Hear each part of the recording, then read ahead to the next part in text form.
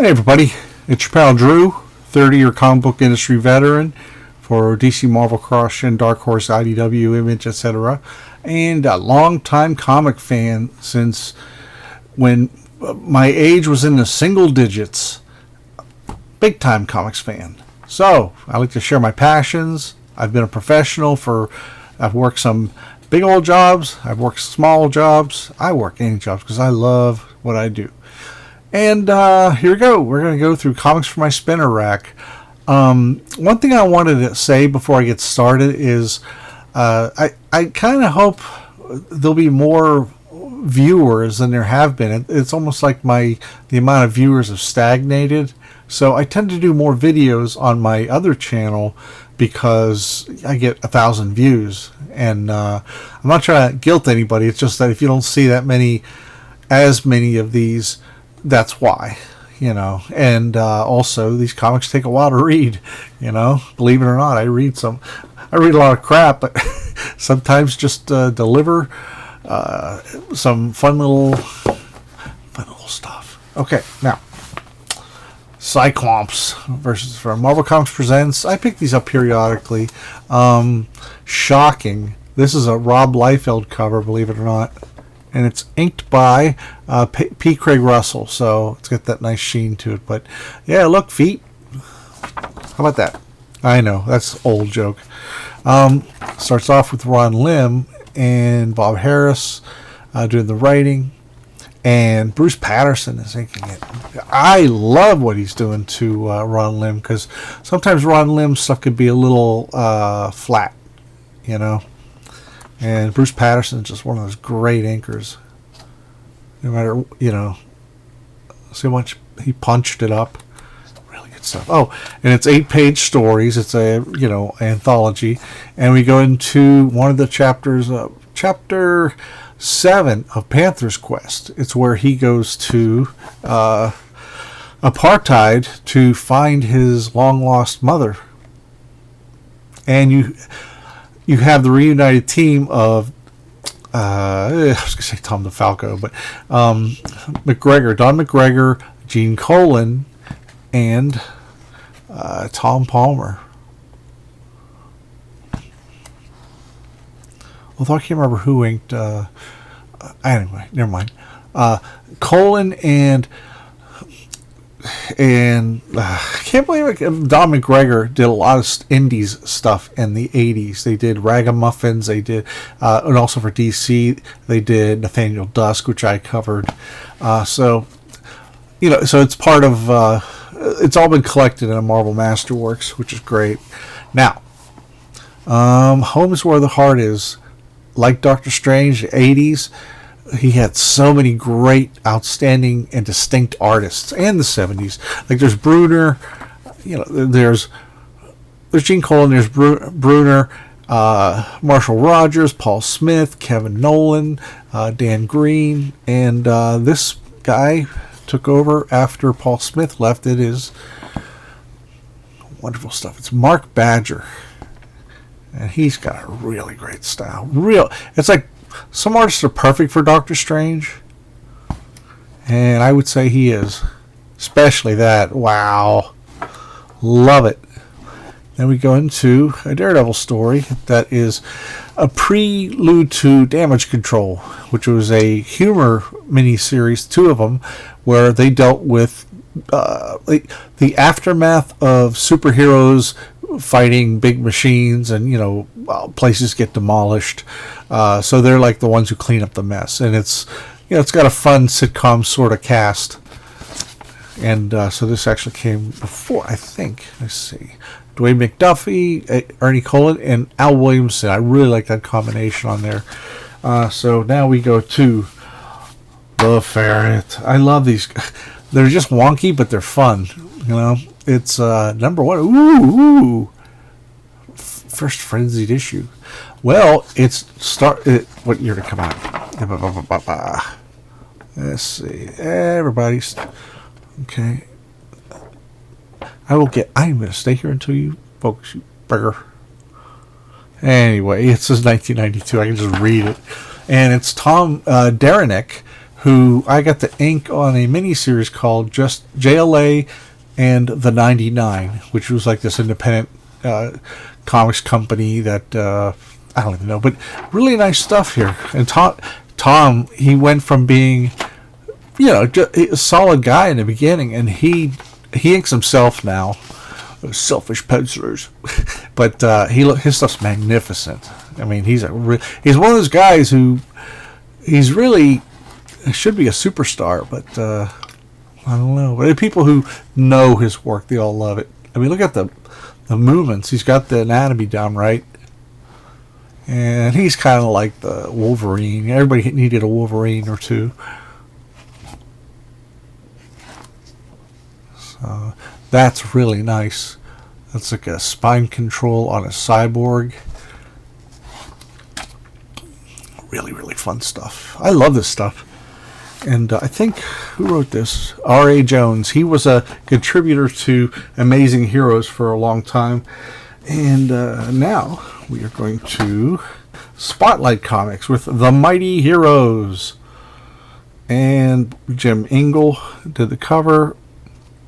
This came out in, 1987. Now here's the thing.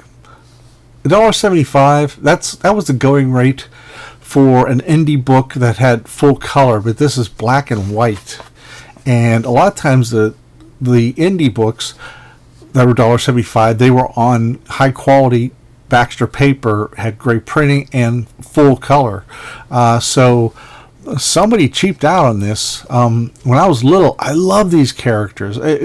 If you're a geezer like me, you remember them. There's Rope Man, Strong Man, Cuckoo Man, Baby Man, and Tornado Man. And the cartoons are great. They have a great theme song. Oh my gosh, so badass.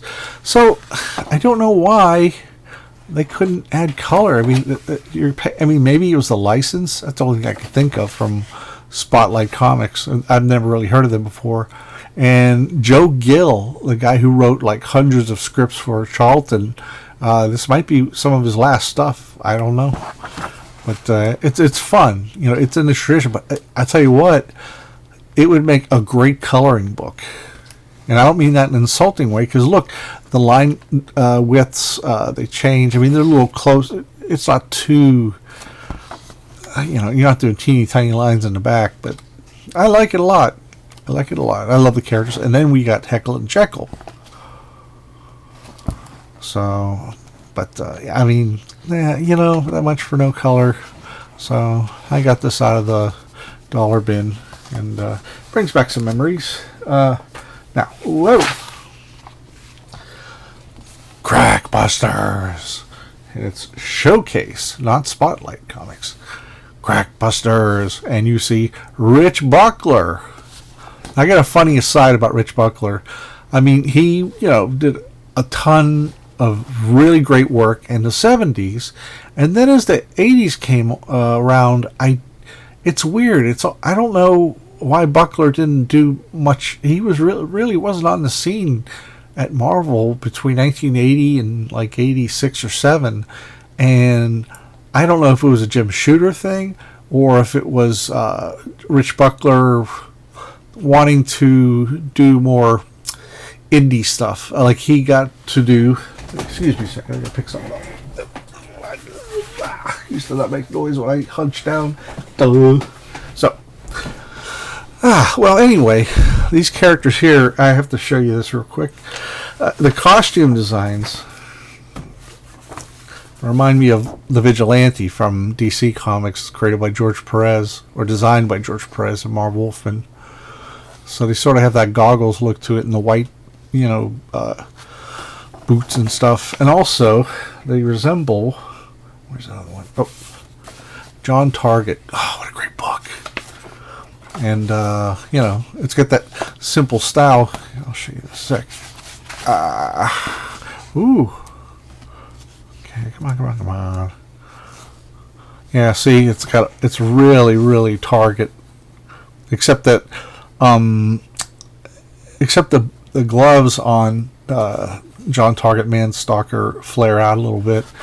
So, but anyway, so you got Rich Buckler, and I remember seeing in ads like this would be a this would be like a sort of a selling point. A lot of these small indies that really didn't do well, Rich Buckler had something to do in each of them. So I equate that with how Stan Lee in in the late 90s and 2000s, how Stan had all these people would hire him on his name alone, and I think that's what a lot of these companies did. Like you got that, and you have, hang in there, everybody. And then he did some work for Archie Comics, and he did he revived the Red Circle, the whole series for a year or two, and it says editor Rich Buckler, Ed. So he did like a couple of the first issues, and then he was the editor on all that stuff. And my guess is they must have thought the Red Circle heroes had a good chance of surviving with somebody whose pedigree was like Rich Buckler's, and it didn't work. But he was trying. But it's some odd stuff. Like this is Black Moon published by. What did he publish by? Black Moon. No, Black Moon. And it is... It doesn't say, does it? La la la la la. It's just copyright. I don't know who's publishing this. Oh, it's Black Moon Comics, I guess. Well, here's the thing. It's hard to read this. The printing was really bad. It's created, written, and penciled by James Hallett. Finishes and inks by Rich Buckler. Now, these inks are shitty. They're awful. And it's like if you're working with a neophyte, dress it up. Okay, maybe not. Okay, 5 through 23. Okay, let's see how much better it gets. Okay. See, it's kind of amateurish. I hate to say it. I actually like this story. I have the 3 issues of Black Moon, and it started off pretty good. And it's like, come on, Rich Buckler just scribbled this out in no time. He did a lot of that kind of stuff. He also did like, even over at Soulson, and he would do the cover to Reagan's Raiders. So he was everywhere, and I really think it's like the Stan Lee thing where. Stan Lee did all these crappy characters called like Stripperella, which was a Pam Anderson vehicle, and NHL Superhero Guardian Project and the Mighty Seven, and Backstreet Boys comic, and Ravage 2099, which was probably the worst out of the 2099 run. So I think in the 80s, Rich Buckler was the Stan Lee at the time, where people just grabbed him and like, oh man. Oh, and the funny thing is, okay, another side. Hang on, everybody. You got no fingernails. Oh. Now that's nice there. It's actually nice. But they say like the next issue. Oh, hang on. Next issue. And Black Moon, written by James C. Hallett, illustrated by Rich Buckler. And you know what he did? All he did was ink the cover. He had nothing else to do with the book. So they were like, they were hyping him. So that was his thing. But I don't know. So now this is actually a decent art and story. I mean, it's simplistic, of course, but yada yada yada. But it is this actually read pretty well for the most part. And there he is, Crackbuster on the loose. So one of them is Crackbuster, and the other guy is the money man behind Crackbuster. So that's kind of cool. Cryptic Tales did that. I don't know. So it actually does have a story. I will give them that, and and it's all clear. I'm not questioning what I'm looking at, and even though some of the figures are screwball, it's still fun. It's kind of, I know the guy's going for it, but it's not working there with the lines, and then you get stuff like this that's just really, really sharp. So You know, inking, it took me forever to kind of figure out what my style was more fit me better. You know, so I did a lot of this stuff too. So I'm not, you know, casting aversions. Is that the right word? Anyway, the Comics Artist Showcase, what they were going to do is you submit artwork for $85. Send them a photostat. Basically, it was going to be a freebie to the comic shops, and it would showcase artwork from people who haven't made it yet. And if you're a comics store owner, then you you might say, hey, this guy's pretty good. Maybe give feedback or something like that. So yeah, I mean, that was the old days. This is the 80s. So now this I was really happy to get. I really did not like this era of Avengers from, I think, gosh, like all the Bob Harris era and all that, and then Walt Simonson was with the book for like 5 issues, then left for whatever reason. So the book was kind of in the wilderness. Again, John Byrne wrote it for a while too, but it was deadly dull. Sorry, it just was. But I happened upon this at Dave's Comics versus the UFOs. Yeah, baby. And get this, Rich Buckler returns to the fold, and it's inked by Tom Palmer. And Danny Fingeroth is the writer. I like his writing a lot better than I do Bob Harris's. If he'd have stayed on, it probably would have been much more interesting to me. But yeah, Tom Palmer's doing some heavy lifting there. And after, just like I mentioned in Saga of the Submariner and some other books, Buckler was one of those guys who came back to Marvel after Jim Shooter left. So it was just a whole thing. With Shooter, I understand it's like black and white. It's like he will love you and let you experiment as much as you want, or do boring mid-range panels throughout the whole book. So it was odd. But yeah, a lot going on there. So, and Tom Palmer totally makes it, he makes it sing. Here comes Puma. Great character.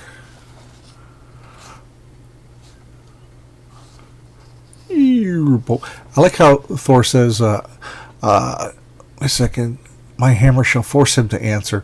Thor knows the full impact of his mighty Uru hammer might well do the Puma fatal injury. So he hurls it merely with the intent of tripping the orange-furred creature. And there were these panels I'd seen in like issues of Thor with John Buscema where I think they were in, I don't know where they were, but you would see a ton of people scatter in a panel and a single hammer going through them. And I'm like, how do these, and we're talking not superheroes, but regular guys, and I'm like, how do they survive? And but this is tremendous fun. I really like this. And for even more fun, here come the UFOs. I've expressed many a time how much I love them. Look at that. That's sharp. Yeah, it's good stuff. And Buckler was around for a while, and then he faded out. I don't know what it was. I had heard an interview with Al Milgram, with Michael Higgins, I think, one of the editors, that Buckler kind of got difficult around this time. And, he came back for a year or two, and then it's a long story, but I didn't work with him, so I'm just relying on people that have worked with him. And some people, they push buttons too much. And come on. So, and there we go. We got another UFOs. Somebody was nice enough to mention to me that on this channel or the other that UFOs also appeared in the Crossroads saga, that year-long saga in the Hulk book, and I was glad to see that. So, love to see a collection, and I'd love to see them get their own miniseries and take on different, Marvel heroes. That'd be spiffy. So, anyway, this show is brought to you by me. So that's me inking over a photostat of Dick Giordano. This is a cover recreation. I do these are 11 by 17s, and I reduce that. That cover. This is me just drawing, penciling and inking. Love Iron Man. Devil Dinosaur, I did a cover. It's basically the same cover, except I decided to destroy the logo and the Comics Code Authority seal. I'm going to try to make this fast. And there is a image of, I did this on a backer board for a comic book, and I do these at shows, and I usually do them for $30 plus $10 shipping. So, and this was another 11 by 17 that I did. What I should have done, though, I didn't prepare. I should have done the outfit that was, the outfit. I'm coming. And this one I'm really proud of is Barry Kitson drawing of Cables, but 9 by 12. But boy, oh boy, I love all the little tapers. That's what these things are called, tapers. And cross hatching, various ways of doing it. So anyway, you can contact me at drewgeracycomics@gmail.com, and we can discuss rates. I'm not gonna make you go broke or anything. And that's it, everybody. Take care. Bye.